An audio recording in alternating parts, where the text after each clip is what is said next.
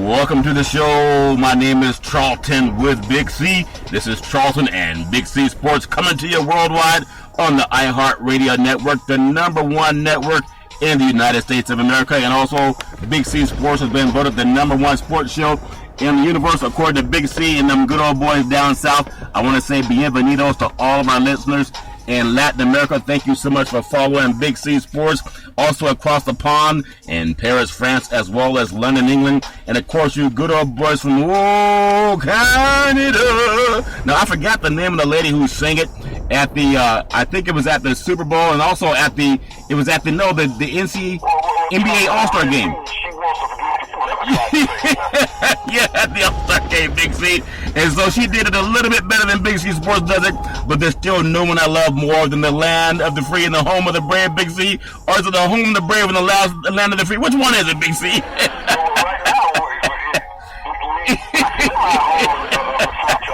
Yeah. Right now with this presidential order that wants to come out and eliminate so many great Americans and people that have helped make this country great. I mean, when we sit back and look, Charlton, yeah. Is every athlete in this country here legally? I mean, no one's really checked into that. Wow. So, are they really going to look into that? I know a lot of them are here and have papers and things, but how many of them have really been documented as far as being legal? Because these agents have brought these people into this country. So will these agents be considered traffickers, Charlton? Wow. So will these agents be under prosecution? These guys who are making hundreds of millions of dollars off the labor of these athletes that they've helped get into this country? Wow. I think he's looking at the menial part of it, Charlton. He's not looking at going after the big money makers, Charlton. He's going after saying, if I get rid of these illegals out of this country, yeah, it's going to open up jobs for Americans. I want to know what American that listens to our show, Charlton, and I'm not being funny or rid of it. Who's going to go pick lettuce? Who's going to go pick oranges? Who's going to go pick tomatoes and strawberries? You know, our fan base. Big C. Yeah. That's true, Big C. I don't even pick my lettuce at Burger King. They got to pick it for me, Big C. I want to say today is a Black History Month. It is a beautiful February the 21st, 2017. And I do want to congratulate POTUS for one thing. It took him about 20-something odd days, but he finally went to the African American Museum, the symposium, and saw all of the rich history that Black Americans, African Americans have contributed to this country. And most of it was done against our own will, Big C, but he finally got a chance to go by and see the museum. And ironically, this is the same Donald Trump that said that John Lewis hasn't done anything worthwhile, but John Lewis is the reason they had the museum. Big C, your thoughts on that one? Charlton, I've been to the museum, and it was heart-riveting being in there to see how many Africans were brought across the Atlantic passages against their will and how many lost their lives, Charlton, yeah, and who were responsible for it. You know, when you talk about the Irish, which is Donald Trump that claims that he's one of them, yeah, they were a big part of that. And for somebody to say that they're anti-Semitic, anti-racism, yeah, I don't know if he went back and listened to any of the speeches that he made during his campaign. Yeah. Some of the rousing statements that he made to invigorate his base, John, yeah, about how we used to treat those people, what we could do to them back in the day. So to sit there and say that, and then Charlton, the most embarrassing part about this, he goes to the museum today. Yeah. All of a sudden you see 3 or 4 people with these black people all the time. That's the first time I saw Carson since the election, Big C, the inauguration. We needed Carson to come in and make a showboat appearance. Okay? Yeah. You know, step and fetch appearance. That's what Ben Carson did today. Come on, let me go back up the president. And then not only that, Charlton, they covered up the displays so that you would not see Donald Trump standing in front of these black mosaics. Yeah.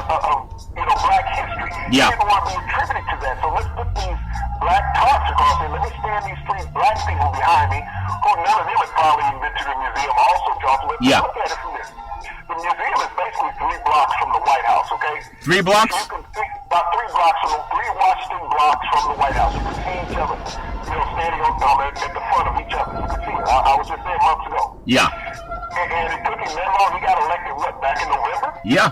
Okay, now it is February, and all of a sudden, we talked about the anti-Semitic stuff that he had been spewing, Charlton, all throughout his campaign. And when you talk about anti-Semitic, that's all racist, Charlton. We're not just talking about blacks, we're not just talking about Jews, we're talking about Asians, we're talking about Indians, about everybody talking. It's not him. It's not him. You know, Muslims, all of this talking. Yeah. But for him to go and have the gall today to sit there and try to tone his voice down from being this asinine speaker that he's been for so long, yelling at people, now I'll be sympathetic and empathetic towards other people. Yeah. You know, because I'm standing in this hollow ground. It was the biggest fake job that Donald Trump has done thus far in his presidency. But, you know, I look at Ben Carson and the two other African Americans that were along with him. You know, how many puppet strings does he have to pull? Yeah. But how many puppet strings are you going to be jerked around on to say, you know, this guy really cares about us?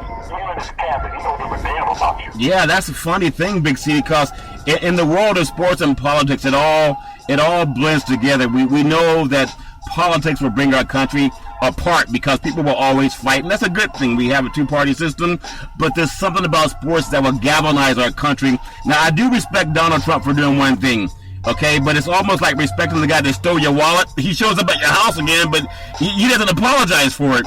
And when I look at his cabinet, and when you look at the museum and the artifacts in the history of the people who made this country, and the fact that the White House itself was designed by an African-American, Big C, and the fact that, and then you see his house and his cabinet look nothing like the members that he paid homage to at the museum today. I think if he realized what Dr. King went through and John Lewis, he would realize that inclusion was important to Dr. King, and it's even important to white Americans. Big C, your thoughts? John Lewis is in the museum being beat down by white police officers in the 60s at the Edmund Pettus Bridge.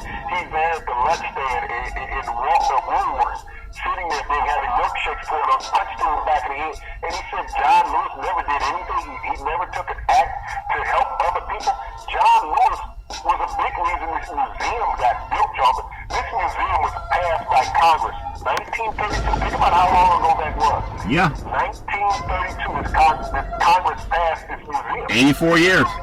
It took until President Obama went into office, along with the help of people like John Lewis and other black activists, to get this done. And then he's going to go in there and stand in hollow ground saying, I'm not a racist. Donald Trump has been involved in the largest anti-discrimination lawsuit in American housing. Yeah. Everybody thought Donald Sterling was a bad guy, the former owner of the Los Angeles Clippers, because of the lawsuits he was in, discrimination against minorities. Yeah. Donald Trump's lawsuit made Donald Sterling look like he just ran a roach kitchen down the street. Well, that's true. That is so. That's how big it was federal. Now that he's president, he can get that tossed out because who's buddy? Jeff Sessions. Yeah. All right? Yeah. The Attorney General. He can get that suit dismissed. Oh, but he's never been racist, y'all. God. You know what, Big C? I just want to say this segment is sponsored by your Northern California Cadillac dealers, home of the all-new Cadillac Escalade, the standard of the world. And when you go by and test drive yours, tell them Charlton and Big C sent you. You know, I think he flies around in Air Force One more than he does the Beast, which is also an Escalade, Big C, or a Cadillac. But he's putting a lot of Air Force One miles together. But I do want to bring this point up because a lot of people, especially for African Americans, and I think it's one thing for his spokesperson, Spicer, to say, well, the president doesn't believe in racism and any type of hatred against religions, etc. Other than if you're Muslim. Yeah, alternative truth. Other than if you're Muslim, we have this Muslim ban. He believes that all people should be treated fairly unless you're called an immigrant, where they want to house you up like they did the Japanese in a Japanese internment camp and ship you back to wherever, Big C. And only if you're not Russia, then he won't say. If you're not Russia, he'll say something bad about you, but he won't say anything to Putin. But I just want to ask you this point, because it's Black History Month, and obviously he was forced. They almost had to drag him in to the museum because he could have freely gone there any other time. They had to drag him in there, okay? He'd been to Mar-a-Lago several times, and that's several thousand miles away, and he couldn't go 3 blocks.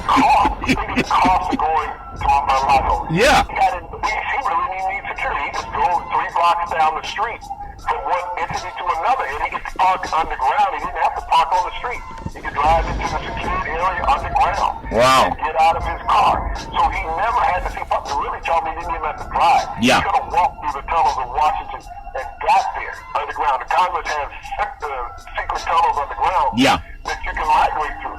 you know, as you say, Mar-a-Lago, how many times have we done it? He's having these elaborate dinners at Mar-a-Lago that we've seen no blacks at, y'all. Yeah, okay? none. Let's be realistic. We've seen no blacks at these dinners. But he finds 3 blacks that he can drag into this thing at the African American Museum, and they sitting there, cheesing like chess monkeys. Well, Big C, let me ask you this question. Why is he still... He never even shows contrition. He never even apologizes. He just shows up and keeps talking. How does a liar apologize, Jonathan? Yeah. If my modus operandi is to be a liar, do I apologize for what I am? No, because the thief apologize for being a thief. Yeah. They don't, Jonathan. They don't. A liar doesn't apologize for being a liar. He is just on such a grandiose stage right now is that he doesn't realize it. I think the man has some mental problems also. Yeah. Because no one who's the leader of the free world, the most powerful man technically in the world, would sit up and operate like this, Jonathan. Yeah. On a daily basis. He contradicts himself every time he opens his mouth. He's like a child who's sitting there on Twitter every day. Yeah. Because that's the most important thing, because can anybody contradict him when he's on Twitter? You know what can cut him off. You know, when he's over the press conference, I've never seen a president be so disrespectful to the media. Yeah. You need to shut up. You need to shut up. Yeah, he said that to the Jewish gentleman. It's been the lifeline of America, Charlton. Yeah. Even before television, even before radio. The print media has always been the Charlton. Then it became electronic media through radio. Yeah. Then all of a sudden, television came of age, Charlton. America has relied on the media for its entire life. Think about Walter Cronkite. Oh, yeah. Fake news with Donald Trump. Yeah.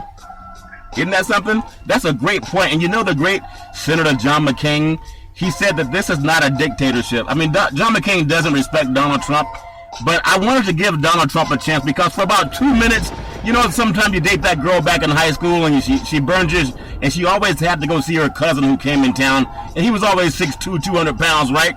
And she always wanted to see him, so you found out and you broke up with her finally, or she left you. You see her 10 years later, you just want to give her a chance, but she's still running the same game. And I think McCain is hip to what Donald Trump is, and that's why you have Republican judges calling for his impeachment. That'll be more and more in the news. But this anti-Semitism, this anti-everything, it's like it just doesn't make any sense, and I wish we had a better leader of the free world. I want to say tonight's segment is sponsored by the California Lottery. What kind of buck do for you? And Big C, I know that Powerball is up to around $400 million, Big C. So I know you'll be getting out the sneakers and emptying some of those coffee cans to buy a couple of dollars worth of tickets, Big C. Are you going to buy any lotto tickets, Big C? Your thoughts? Well, you know, as soon as I can get out of the rain, you know, I'm nervous about taking my baby out there in the rain. It might knock off a little splatter and everything. But I want to go back to this deportation. Yeah.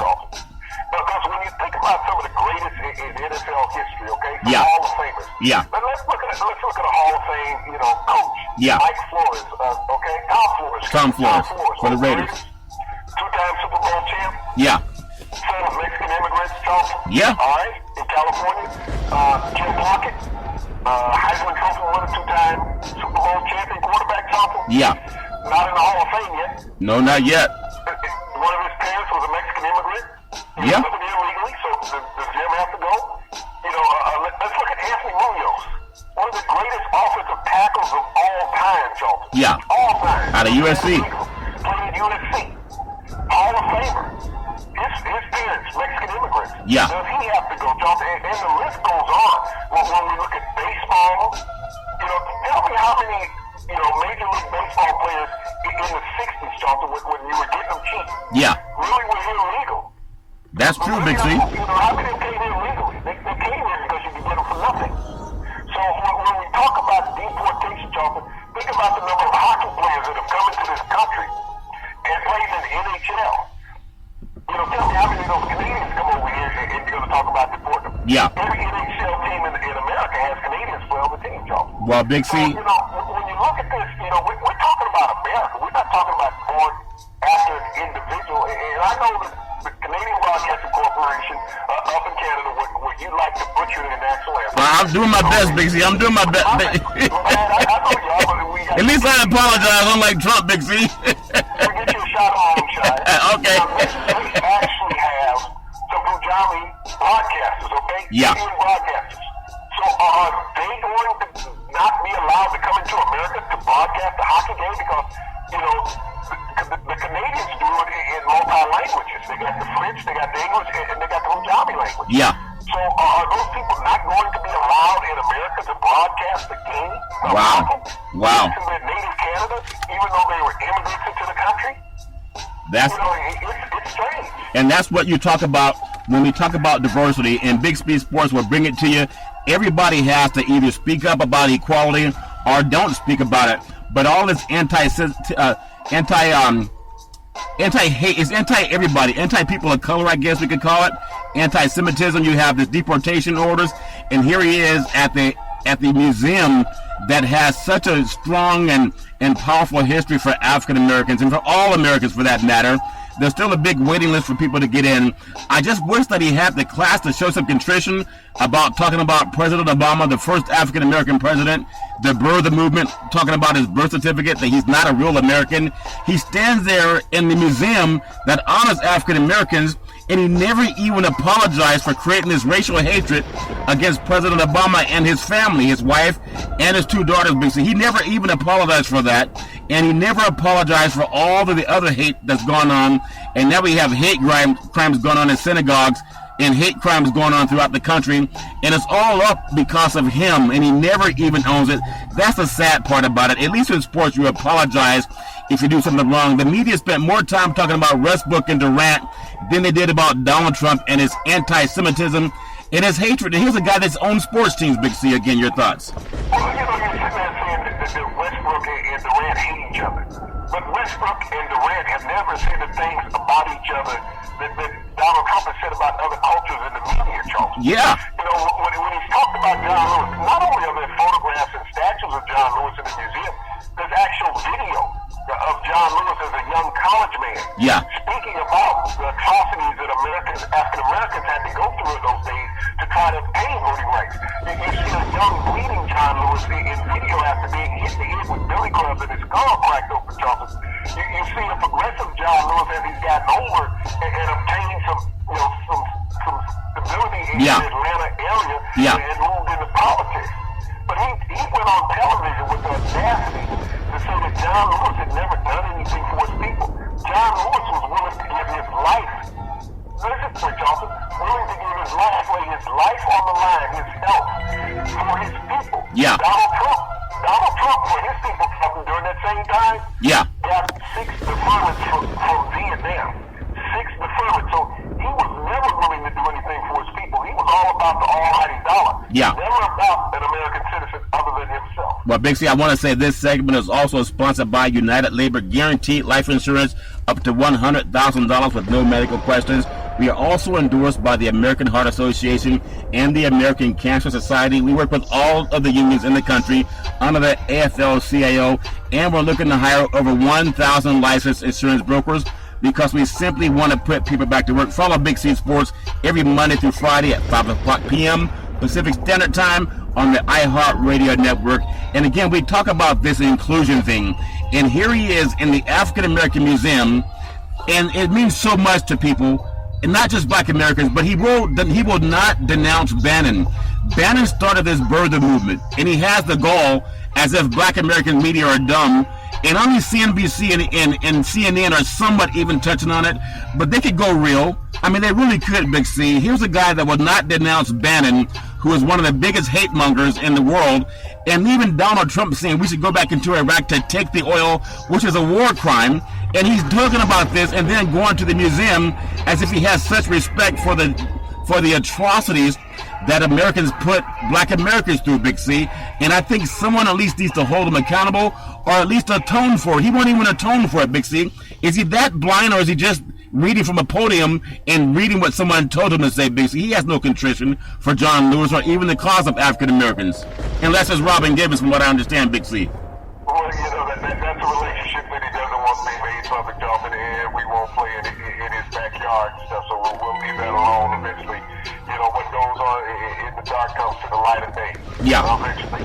And so, you know, as we look at this thing, Johnson, where we're going now, you know, let's look at some college football. Yeah. Because we're all over the place in sports these days. You know, they're talking about the combine and all these scenarios getting ready to come about very soon. And, you know, so much talk has been about Deshaun Watson. Oh, yeah. Great quarterback out of Clemson. And how his draft stock has fallen, Jonathan. Yeah. You know, why is his draft stock falling, Jonathan? And, you know, here it is. Everybody else is talking about is better than he is. And quarterback, back-to-back national championship games, Jonathan. Yeah. And, you know, nobody can, you know, say that they've done that. Yeah. And why is he being beat up by the media? Is it because he didn't get to the last 2 national championship games, Big C? Can that be what it is? I think he lost to Alabama once and went back the next year and beat Alabama with the final throw of the ball game. I believe it was the final throw, or within a second or two. Is that correct, Big C? It was in a second. You know, they win the game with 3 seconds to go. Yeah. But when you look at what this young man has done in his college career, Jonathan, I believe he lost 3 games. Yeah. During his college career, you know, and the ranked high every year. Last season's high, but he finished number 2. Yeah. Not many people have done that, Jonathan. Yeah. But for to have this kid out of North Carolina, up the state a little bit, on the other side of the border, the kid, you know, 1-year starter, and scouts are talking about he's better than Deshaun Watson. Yeah. He never beat Deshaun Watson, but scouts are saying that he's better because he's 6'5", 230 pounds, and he's white. Yeah. And not homo. Okay. Yeah. So he's that prototypical guy that they're looking for who has to succeed versus this guy that's going to come in and break the mold. But the only thing that I hope for Deshaun Watson, Jonathan, that he doesn't go in the top 5. You know, it would really do him great. He's going in the top 5 for Big C. Someone's going to draft him. Somebody's going to destroy his career. Yeah. It would be great if he could fall out of the top 10, Jonathan. They don't realize that they're not hurting him by saying he's not a top 10 quarterback. Yeah. They're really helping his career because at least he can go to an organization that's more solidified. Yeah. And has players in place that will help him in his maturation into that NFL game, Jonathan, versus going into, okay, now you got to be the face of the franchise. Jared Goff, who you couldn't play when you were in college. Yeah. But we know you can't play in the NFL. Right. And Carson Wentz, you know, you look like a trailblazer the first 3 games as a quarterback. Yeah. You know, over the next 13, you're only able to win 2 more. Right. You know, so, but, you know, this is the thing, you know, just like they said about Dak Prescott. He wasn't NFL ready. We also saw how ready he was. Yeah. Okay? Yeah. So, you know, these scouts really don't realize that they do an African-American quarterback a favor by saying that he's not ready. Well, Big C, let me ask you this question. And I know they have the Heisman Trophy candidates right now. They're already looking at the kid from UFC that was a freshman last year, Sam Donald, and they're saying that he's going to be up for the Heisman. I still think you look at the gentleman out of Louisville because he's been doing it for a couple of years. But I feel like Jackson has to be the front runner, John. Yeah. Then you got to look at Flint Squad down at Florida State. well, J.T. Barrett's going back to Ohio State, I believe, Big C, isn't he? Well, no, Barrett, he was a senior, but you also got your kid down in Alabama. Okay, yeah. So those are the 3 premier quarterbacks right now, Jonathan, when you're looking at Heisman candidates as far as what a player can do. Yeah. And you look at the returning group that they have around them. So, I mean, Donald had a heck of a, run at the last part of the season. Yeah. Okay? In but fact, he still now played a quarterback at Penn State who was just a junior. Well, Big C, all I can say is you good old boys down at Alabama, you're so lucky that they didn't play Donald in that game against Alabama when USC went down there. You guys gave some, and you guys put out the Gatorade and put in moonshine, and those players felt like they were sluggish. And they didn't understand why they were so sluggish until I think, was it Sarkisian got the job after that, Big C? Well, he got the job, and as soon as he got the job, he got the law. Yeah. So, he knew his longevity wasn't going to be there long enough, Jonathan. Yeah. He decided to giddy up on out of town and not sit there and get stepped on. Well, Clemson brought their own Gatorade. They learned from USC, okay? Clemson, they learned from the USC game, Big C. But something else I want to bring up to you also, and I know we love college football, but just happening, the West Coast has a lot of things happening, and I just want to bring this up. Magic Johnson being announced in a kind of a family turmoil thing down in Los Angeles with the Lakers and the Buzz family, but it's just business. And, unfortunately, business will always trump what happens when you're putting millions and millions of dollars on the line. And so I think if anyone can turn that organization around, it would be someone like a Magic Johnson, maybe even bring in someone like a Kareem Abdul-Jabbar, or are these guys too rich and too away from the game to even want to be a part of it. I think Kobe's too close to the team. He just retired. I don't think he would be a good fit around there. But I trust giving Magic Johnson maybe 2 or 3 years to put the Lakers back in the driver's seat, at least for getting back into the playoffs. Big C, your thoughts?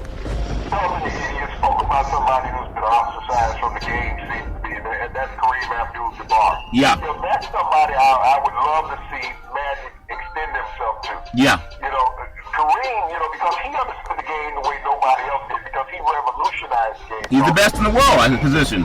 He knew how to do it. He was the best in the world, period. Everybody wants to say Mike was the greatest player of all time. Yeah. Okay? Yeah. You know, I still look at Kareem. Yeah. You know, because who could stop Kareem? Mike could be stopped, okay? Well, Kareem did lose a game to Father Time, but that's the only guy that can shut him down, Big C. that was about it with Kareem. Yeah. I mean, this guy played every game you could play. Yeah. And you know, just went out there night in and night out. But, you know, I think of what he could bring to a young team, you know, mentality-wise, of understanding. Yeah. You know, I think that's something that's been lost, you know, in the fundamentals of the game with this new me generation. Yeah. Is that you need that old warhorse who can walk in there and say, this is how we're going to do it. Yeah. And I think that Kareem would be a great scenario for the Lakers. You know, you got the heritage of Magic. Yep. You got the instant Kareem. You know, what more could you want as an organization? And you talk about Kobe. Kobe's going to be looking for players who are like him. It's like when Jordan first got in, you know, and he was with the Wizards. And all of a sudden he's drafting players and he thought, you know, resembled him. Yeah. You can't do that. Yeah. You got to draft players for an organization. You got to go look at like Bill Belichick. Who fits what our needs are? Yeah. Not who's flashy. Who fits what our needs are? And I think Kareem would be a great individual for that. You know, it's like when they had Kupchak. Kupchak took over as the GM in 2000, Charlton, okay? Yeah. Under his leadership, the Lakers won 4 championships. And they had the 5th winningest percentage in the NBA from 2000 to 2017, although they didn't make the playoffs in the last 3 years. Yeah. But Mitch Kupchak understood because Mitch Kupchak realistically grew up under Magic, grew up under Kareem. Yeah. And so he had something at a point. He just lost touch with it. So maybe you need to go back to that embryonic stage where Mitch Kupchak was when he went into the front office, and Kareem would be a perfect fit to remold it around. Well, speaking of being a perfect fit, this segment is brought to you by Big C Insurance through Ben and Mark. We can insure every professional athlete, every collegiate athlete, every high school athlete, and even your mom and pop soccer leagues. Tweet out to Big C Sports on the iHeart Radio Network every Monday through Friday at 5 o'clock p.m. Pacific Standard Time. We got you covered when you follow Big C Sports. So, Big C, I want to ask you this question then. We talked about what it takes to build a winning organization, and we know that Kareem would be a great fit just because who wouldn't listen to Kareem? Who's taller than Kareem that could be imposing and try to tell Kareem you don't know what you're talking about? Same thing with Magic Johnson. But I want to ask you, this young coach that they have in Walton, you know, he wasn't Magic's choice, I don't believe. I think Magic would want someone that has more experience. I know Walton played for the Lakers, but he's not a marquee guy. Would Kareem be looking to bring someone back? Maybe like a Nixon, or even get the gentleman from broadcasting, Mark Jackson, even though he played for the Knicks, but he knows what it's like to build a team. Does that make any sense at all, Big C? Go right ahead, sir. You can also look at Byron Scott, Charlton. You know, Mark Jackson would be a perfect fit to come in and mold the young team of the Lakers. Yeah. Think about Byron Scott, who's an alumni of the Lakers and won championships here with Magic and Kareem. Yeah. So, you know, he knows that neighborhood. Well, let me ask you this question. Is it too much pressure on Magic for people to think he's in this position where you can love him or hate him? Magic he grew up in back in the Midwest, went to Michigan State, took them to a national championship against Larry Bird's team, was drafted by the Lakers, came out to Los Angeles, I believe part of 5 NBA championships, played for the great Coach Riley, but also when Magic went to the Lakers, he helped get rid of the coach that he had there, but he's always been a deal maker, a guy that can bring people together, but not always going to be popular against guys that you gotta bring together that you used to be teammates with, because you know you gotta fire guys too down the road, Big C. Would that be something that he and Kareem, that would keep those two apart? 2 Hall of Famers, Big C. Who would not want to go play and listen to those 2 guys? Who are you when you think about your talk about that coach he helped get rid of, Paul Westhead, who was the Lakers that just won a championship. Yeah. And Paul Westhead had to go, who, had one of the more exciting offenses in the NBA at that time. Yeah. But, like we said, it's the dynamic of the young player now, this ESPN generation. We just watched an All-Star game, Charlton. Yeah. With an enormous amount of points. Yeah. And it's like, wow, who plays defense? It Yeah. was like showtime. Yeah. With the Lakers shooting. Hey, you know who fit in though? James Harden fit right in, Big C. He says, "Who's complaining about not playing defense? I play like this all the time, Big C." Yeah. So when you look at this, as far as the Lakers, I think the Lakers are a team that's a couple of free agents away. Yes, you can build a team through Yeah. the draft, Charlton, but when you look at the nucleus of the Lakers, Kareem came there via trade, okay, Charlton? Yeah. That's how Kareem showed up in L.A. When you think about Byron Scott when he came in, that was via trade. Even though they drafted him, that trade was part of the Norm Nixon trade when they got rid of Norm Nixon. Yeah. Even Sam Worthy, Charlton, when you think about it, you win a championship, you drafted #1 overall. Yeah. That was via trade to get James Worthy. So Yeah. this was a team that was built through trades. They brought in some players, also off of free agency. Yeah. And they were able to have a championship run. You look at Shaq. Shaq was a free agent. Yeah. When he came in. So, this is a team that knows how to maneuver. An organization, let's not say team, but an organization that knows how to maneuver throughout its history. Wilt Chamberlain came there via trade, okay? Yeah. So the history of this organization has been led by big men. When you look at all the Lakers championships except for the last one, this is an organization that's been led by big men that have come in via trade. Yeah. Chamberlain, Kareem, Shaq, Charlton. Yeah. So if you're looking to go out there, and we just seen some moves that were just made, okay? Yeah. You got two big men now sitting down there in New Orleans that are not going to be able to get along, okay? You don't think so? You don't think that Cousins would get along with Davis, Big C? You think it's too many roosters in the hen house, Big C? Charlton, you know how that cousin that shows up, man, with his payday all the time, or for his payday, Yeah. over 20, I'll get you next time. Yeah. Every time is next time he wants some more money. Yeah. All right? That's what that relationship is going to be like, having that cousin in the house. All Yeah. right? They're not going to get along. As much as people want to say, Cousins is too egotistical to walk in now, and he's second fiddle on the team to Davis. Yeah. Okay, and they don't have a strong veteran in front of Davis to say, hey, this is my team. Where I'm the one distributing the ball. They don't have a point guard that's going to take control of the organization. Yeah. That's what they lack. That's what the Lakers lack. Is that strong suited point guard. They got a lot of runaround players. Yeah. But they don't have that strong suited point guard that can say, hey, get your butt over here, you get your butt over here, and you get down there, I'm distributing the ball. But when you got two guys at 6'11" playing out on the perimeter, Yeah. trying to shoot threes, you don't have a solid foundation, Charles. Yeah.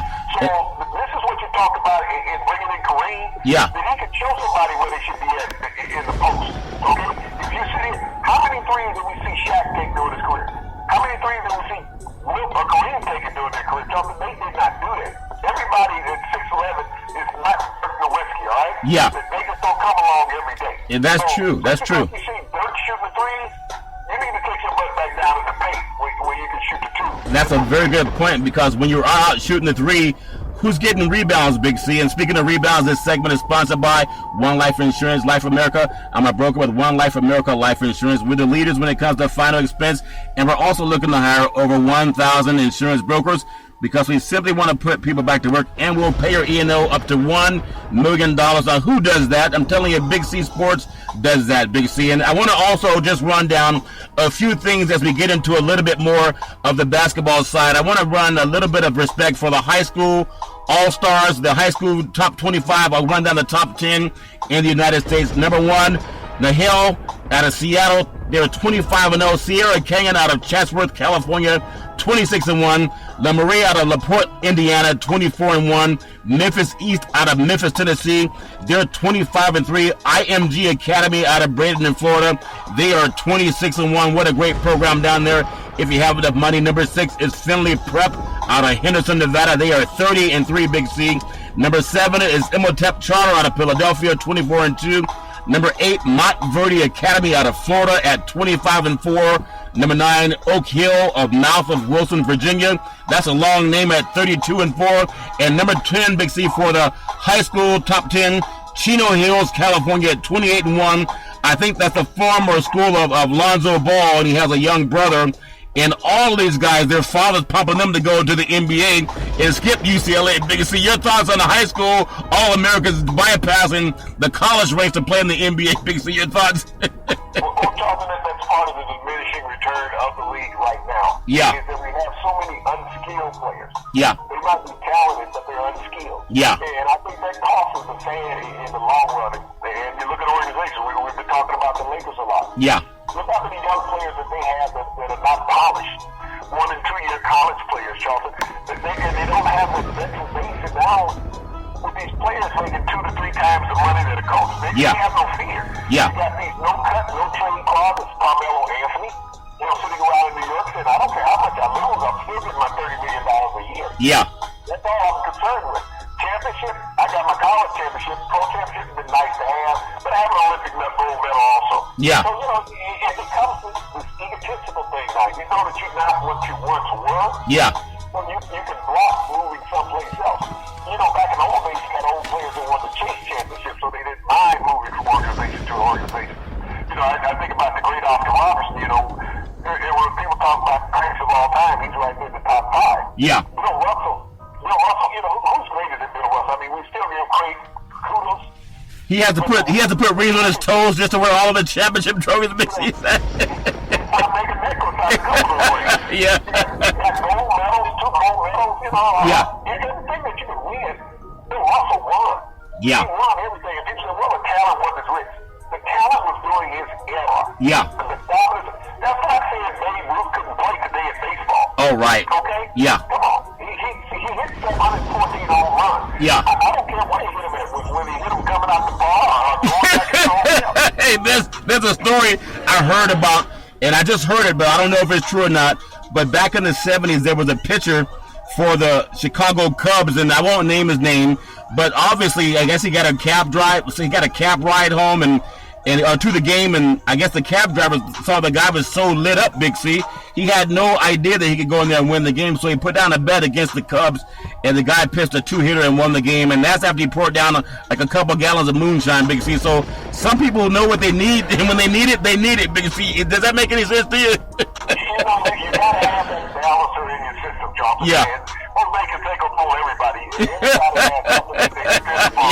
Yeah. So don't turn a blind eye. Yeah. I remember Doc Ellis used to play for the Pirates. Yeah. Doc used to do heroin, unfortunately. Wow. Doc did game on heroin. Yeah. And no one knew. Yeah. But he pitched the 1-hitter, Charlton. He pitched the 1-hitter on heroin. Yeah. So, when people say that players, react differently to different substances. Yeah. Beanies have always been a part of baseball, Charlton. Baseball players have always been known for getting high. Yeah. Because there was no drug testing policy in baseball. Yeah. So it wasn't a drug-free environment when you look at baseball. Yeah. So when you talk about what a player doesn't need or he couldn't play in a certain era, Yeah. I'm going to imagine some players today couldn't play in those eras back in those days with a lot of the cheap shots. You think about how hard it had to be for a minority to play in those days, Charles. Yeah. With all the racial barriers and things that you had to withstand. All Yeah. the attack. Yeah. Not racist, attack. Yeah. And not just on the playing field, but in society. You think about the strength of those people, of those men, Charles, at that time. And so when you tell me that somebody couldn't function in Yeah. a certain area, Yeah. Charlton, that has no basis. That's like saying that a politician would know no more today than what they did 50 years ago. Yeah. All right, look at this. That. Okay, Big C. The last thing we'll cover in the last 2 minutes, Big C, and I do appreciate your time as you're traveling down around the South, Big C. I just want to bring this thing up that everybody loves this country, and just because we put politics and sports together, it doesn't mean it's bad. It's a good thing. Everybody's trying to do it now. There are things that you talked about yesterday that I found on CNN yesterday, things you were covering earlier in the week I heard on ESPN, because we are the #1 sports show in the country, Big C, and the #1 network in the world. And I just want to say that everybody has a right to at least know what you're talking about. If you make a mistake, atone for it. We apologize if we don't get something accurate, but we're pretty accurate about 99% of the time, I'll say that. So Big C, we talked about the things with Trump. At least I appreciate it from going to the African American Museum even though it took him after he had 3 flights down to Mar-a-Lago to go, it's just 3 blocks away. I also appreciate the Lakers not just laying down and settling for the status quo, saying they can't win. You know, up in Sacramento, there's so many people complain that Marcus Cousins got traded. It's probably a good thing for Boogie Cousins to get a new atmosphere, and it's probably good for the Kings to keep the mentality of having team ball. But I want to get your thoughts one more time, because I think it's important. Of all of the moves that are being made in the world of sports, why are we not hearing more about Kareem Abdul-Jabbar being given a front office job, or even maybe not head coaching, but a GM job? Because who has more knowledge than him, Big C? Your thoughts? Well, Charles, when we look at Kareem, you can bring him even closer to a modern-day player that people don't like, and that's like a Terrell Owens. Yeah. Okay? People said that he just was not media-friendly. In the greatest player of the era, what do you got to be friendly to the media about? How is talking to the media going to make you even better? Yeah. You know, if they couldn't see you sitting there with a stylist that nobody could defend, and you just dropped 40 points down your opponent's throat, wow, 2 rebounds, and 10 assists, you were hitting triple doubles as a big man. Yeah. Okay? And you're saying the guy is not media friendly because you couldn't write a story about what he does because he does it so, you know, routinely. Yeah. That, you know, he became boring. Yeah. That was the problem with Kareem. He was so good, he was boring. Yeah. Is that you expected this from him every night, and you wanted him to go out and boast and brag on how he tore down his opponent. Yeah. He was too respectful as a man, not an athlete, but as a man. Yeah. To belittle his opponent. He had ultimate respect. He played against all the great big men, Charlton, during his era. Yeah. He didn't play against Bill Russell in the league as a player, but he played against him during the offseason. These guys would compete against each other. He had competed against Wilt since he was in high school, Charlton. Yeah. Wilt actually used to give Kareem his suits. Really? Because his fans couldn't find him elsewhere. Kareem, you know, every time there was Lou Alcindor at that point. Yeah. But when Wilt was in New York, he would always bring him 1 or 2 suits. You know, Kareem, when the young Lou Alcindor would say, you know, at least you could have took him to the dry cleaners. Yeah. Yeah.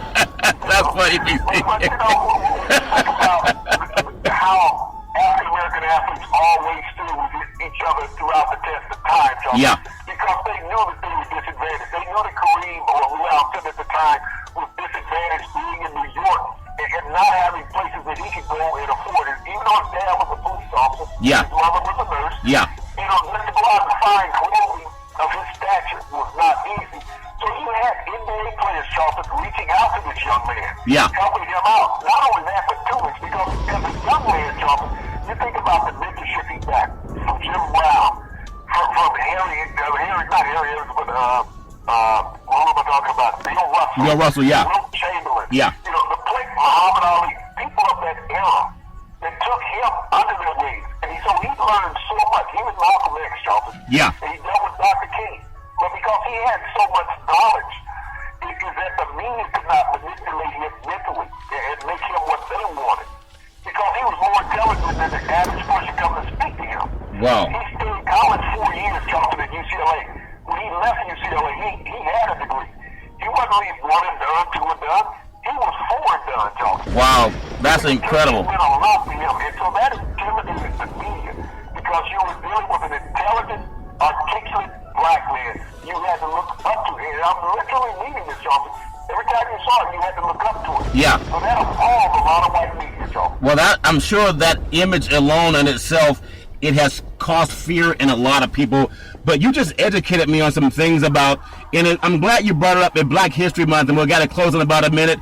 But just talking about the fact that there are men helping each other behind the scene. I think Magic Johnson has been a success story for business, especially for African-American men. He's more successful now that he's retired from basketball than he was when he played. And I remember this one part, and I'll let you close out the show if you don't mind, Big C, when there was a time when Magic signed on with the Lakers, and I guess he won a game-winning shot, or they won a game, and I remember he jumped to Kareem's arm, and he was very happy, he was excited, he was celebrating, and Kareem said, hey, it's just one game. You know, and I hope that Magic can turn it around and give Kareem that same chance to jump up for joy again, because if anybody deserves it, he's the best ever to play the game, I think, Big C. I would hope that Magic, and he probably already has reached out to him, I hope that he can reach out to Kareem and say, the game deserves to listen to someone with your tutelage because it's so important. Your thoughts, and we'll close out, Big C. He always referred to Kareem as Cap. Yeah. Because he was a team captain. He was voted the team captain because of his leadership. Yeah. So you think about, when we compare to Kareem and Michael. Yeah. And, people say, well, Michael started to have political awareness. Yeah. Kareem had political awareness when he was in high school. Oh, yeah. Yeah. Not as an older man. In high school, as a 16, 17-year-old young man, he had political awareness and was a political activist in America during the civil rights movement. Yeah, he was He put himself on the line like John Lewis, like Yeah. Dr. King, Yeah. like, Jesse Jackson. All of these guys, Ralph Abernathy, he put himself on the line. He put others in front of him. And that was a big part of what we talk about in the media, is that they didn't like.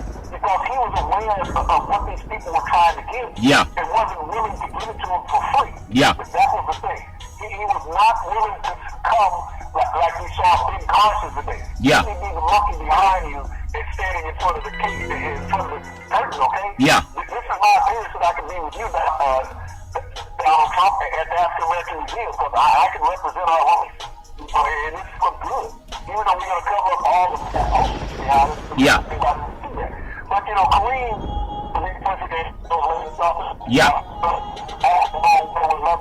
Their line was loving Trump. Well, There was this great announcement by Magic Johnson to bring him back home to the organization. And Johnson, just a couple months ago, he received the Medal of Freedom from President Obama, the highest of his non-equal team. Not the one that you need to have a main coach.